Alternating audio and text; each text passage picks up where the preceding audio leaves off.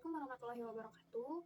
Perkenalkan, nama saya Audia Rosalivia dari kelas 1E dengan NIM 4123111011. Di sini saya mau ngejelasin Pengadilan Hak Asasi Manusia Indonesia berdasarkan Undang-Undang Nomor yang terdiri dari latar belakang, yurisdiksi, prinsip, hukum acaranya, dan ketika melakukan persidangan. Saat ini, begitu banyak pelanggaran-pelanggaran HAM yang terjadi. Penyelesaian perkara pelanggaran HAM merupakan suatu wujud kemajuan, perlindungan, dan penegakan HAM sebagaimana telah disepakati oleh negara-negara dalam perjanjian-perjanjian internasional. Sesuai dengan peraturan perundang-undangan nasional yang berlaku, negara bertanggung jawab untuk mengadili individu yang melakukan pelanggaran HAM. Penyelesaian kasus pelanggaran HAM dilakukan secara objektif dan bebas dari kepentingan pihak manapun. Setelah permasalahan keamanan dan hak asasi manusia di Timur Timur pasca jajak pendapat tahun 1999, Resolusi nomor 1264 tahun 1999 yang dikeluarkan oleh Dewan Keamanan PBB. Resolusi tersebut mengecam pelanggaran hak asasi manusia yang parah setelah jajak pendapat di Timur Timur, pelanggaran terhadap personel kemanusiaan nasional dan internasional, dan penderitaan rakyat sipil akibat pemindahan paksa yang mengerikan. Oleh karena itu, Dewan Keamanan PBB meminta para pelaku pelanggaran berat hak asasi manusia tersebut mempertanggungjawabkan tindakannya di muka pengadilan. Berdasarkan yurisdiksi universal, setiap negara berhak untuk mengadili atau mengekstradisi pelaku kejahatan ini ke negara atau pihak lain yang memiliki yurisdiksi tanpa melihat langsung kewarganegaraan pelaku maupun kewarganegaraan korban. Kejahatan-kejahatan yang merupakan yurisdiksi pengadilan HAM ini menurut pasal 104 Undang-Undang Nomor 39 Tahun 1999 yang menyatakan bahwa pelanggaran berat hak asasi manusia adalah kejahatan seperti pembunuhan massal, pembunuhan sewenang-wenang, penyiksaan, penghilangan orang-orang paksa, perbudakan, atau diskriminasi lainnya. Namun, di Undang-Undang Nomor 26 Tahun 2000 tidak mendefinisikan pengertian istilah pelanggaran berat hak asasi manusia, melainkan hanya menyebutkan kategori kejahatan yang merupakan pelanggaran berat hak asasi manusia, yaitu kejahatan terhadap kemanusiaan dan kejahatan genosida. Kejahatan terhadap kemanusiaan dimaksud juga sebagai salah satu perbuatan yang dilakukan sebagai bagian dari serangan yang meluas dan sistematik yang diketahuinya bahwa serangan tersebut ditunjukkan secara langsung terhadap penduduk sipil berupa pembunuhan, pemusnahan, perbudakan, pengusiran, atau pemindahan penduduk secara paksa, dan lainnya yang secara sewenang-wenang melanggar asas-asas ketentuan pokok hukum internasional. Kedua definisi jenis kejahatan tersebut merupakan pengadopsian dari kejahatan yang merupakan yurisdiksi International Criminal Court seperti diatur dalam pasal 6 dan 7 Statuta Roma. Setelah 60 negara meratifikasi Statuta Roma menjadi dasar ICC pada tanggal 1 Juli tahun 2002 dan Indonesia sendiri belum menjadi negara pihak ICC. Mahkamah pihak internasional memiliki beberapa yurisdiksi, diantaranya yaitu satu, yurisdiksi personal. ICC hanya memiliki yurisdiksi untuk mengadili individu dan hanya boleh mengadili individu di atas 18 tahun. Yang kedua yaitu yurisdiksi material. Menurut pasal 5 ayat 1 Statuta Roma, genosida, kejahatan terhadap kemanusiaan, kejahatan perang, dan agresi adalah 4 jenis tindak pidana yang dimiliki ICC. Yang ketiga yaitu yurisdiksi teritorial. ICC dapat menjalankan tugasnya di wilayah negara pihak Statuta Roma, tetapi dengan perjanjian khusus. ICC juga dapat melakukannya di wilayah negara bukan pihak. Dan yang terakhir, yang keempat, yaitu yurisdiksi temporal. ICC memiliki yurisdiksi hanya terdapat kejahatan yang dilakukan secara statuta dinyatakan berlaku.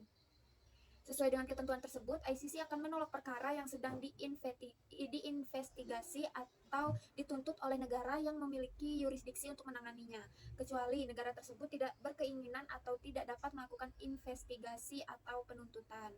Norma-norma yang diadopsi itu diantaranya adalah mengenai prinsip tanggung jawab individual yang dielaborasi dalam ketentuan Undang-Undang Nomor 26 Tahun 2000 Pasal 1 Ayat 4. Tanggung jawab individual ini berlaku untuk semua orang, tetapi tidak dapat dikenakan kepada pelaku yang berusia di bawah 18 tahun. Ketentuan ini sesuai dengan ketentuan yang diatur dalam Statuta Roma yang juga mengatur tentang tanggung jawab individual dan pembatasan atas tanggung jawab dalam keadaan tertentu. Prinsip ini menjadikan setiap perbuatan yang merupakan bentuk kejahatan internasional akan dihukum walaupun belum ada hukum yang mengaturnya. Salah satu argumen tambahan adalah prinsip keadilan, yaitu nullum crimen sine lege, bukan batasan kedaulatan tetapi prinsip keadilan, sehingga hukuman yang tidak adil terhadap orang yang bersalah tidak memenuhi syarat adalah tidak adil dan dibiarkan bebas. Dalam Mahkamah Agung Internasional, prinsip-prinsip dasar pembentukan merupakan landasan yang dijadikan dalam menjalankan tugas dan fungsi dari Mahkamah Pidana Internasional itu sendiri. Prinsip itu diantara lainnya yaitu yang pertama, prinsip komplementer.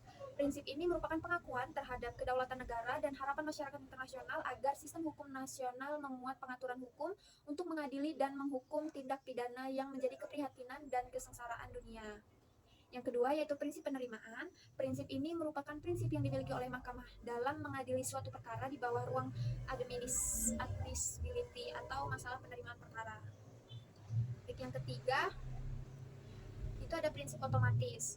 Menurut prinsip ini, yurisdiksi mahkamah dapat diterapkan berdasarkan tindakan pidana yang tercantum dalam Statuta Roma tahun 1998 tanpa persetujuan negara-negara pihak yang bersangkutan. Dan yang terakhir, prinsip ratio temporis.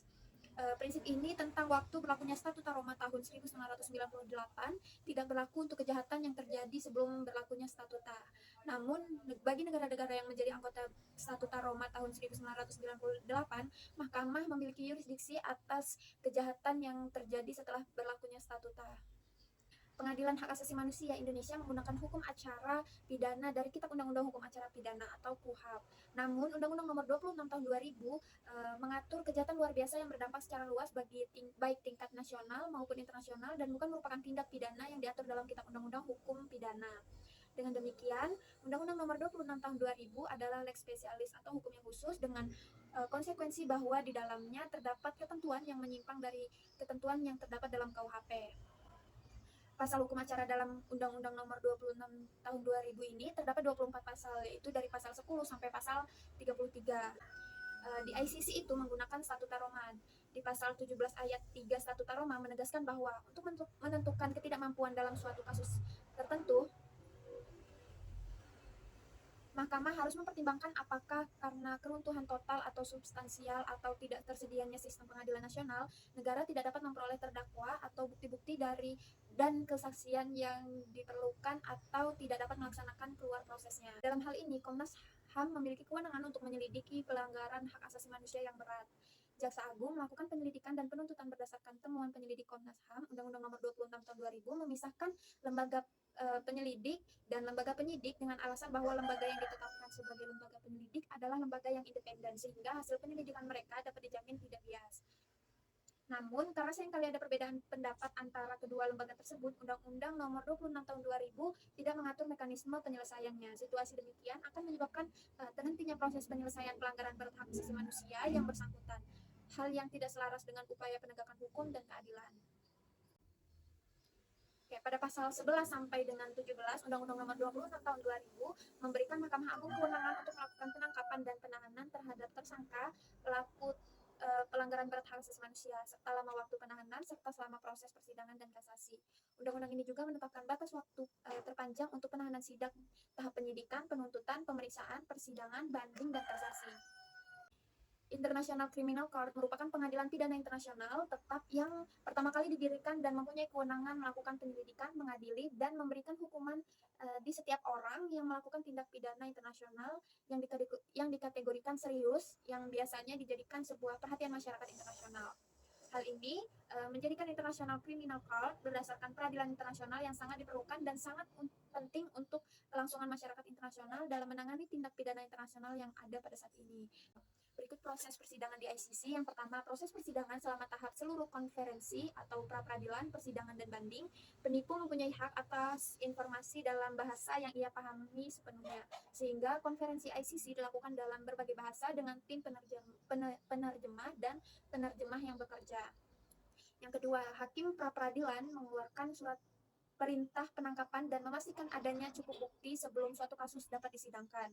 Yang ketiga, sebelum suatu perkara dibawa ke konferensi atau pada tahap pra-peradilan, terdakwa disebut sebagai tersangka. Setelah perkara dibawa ke pengadilan, karena pada saat tuntutan itu telah terbukti, maka pengacara disebut juga pengacara. Yang keempat, hakim mendengarkan bukti-bukti dari jaksa, pembela, dan pengacara pada korban, memberikan hukuman, dan jika seseorang dinyatakan bersalah, hukuman dan keputusan mengenai reparasi. Dan yang Tahap terakhir yaitu hakim banding memberikan keputusan atas banding dari jaksa atau pembela. Apabila suatu perkara ditutup tanpa adanya penyelesaian, maka dapat dibuka kembali apabila jaksa mengajukan bukti-bukti baru.